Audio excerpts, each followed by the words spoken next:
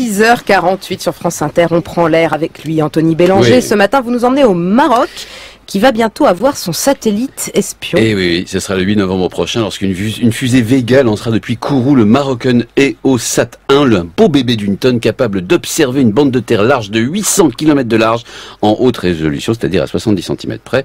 Le contrat a été conclu en 2013 avec la France de François Hollande dans le plus grand secret. Il a coûté 500 millions d'euros au royaume chérifien. Il sera placé en orbite à 695 km d'altitude. Bref, un véritable petit bijou de technologie, mais surtout le Maroc devient le 3e pays africain à disposer d'un satellite espion après l'Égypte et l'Afrique du Sud. Et ils vont observer quoi, les Marocains?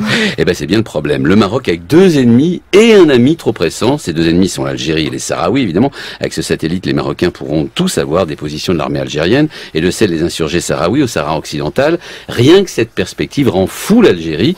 Quant à l'ami trop pressant, il s'agit de l'Espagne. Et là aussi, les Espagnols ne sont pas du tout, mais alors pas du tout rassurés.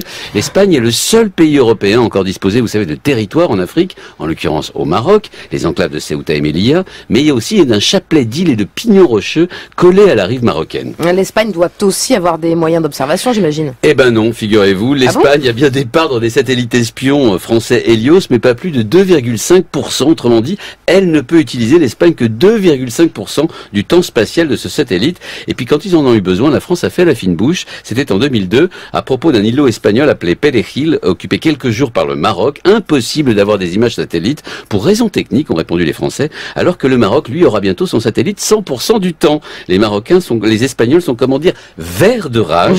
Avant de pouvoir disposer des mêmes avantages, l'armée espagnole devra attendre plusieurs années. Pendant ce temps, l'ami et l'allié marocain pourra les espionner grâce à la France en toute liberté. Tout va bien.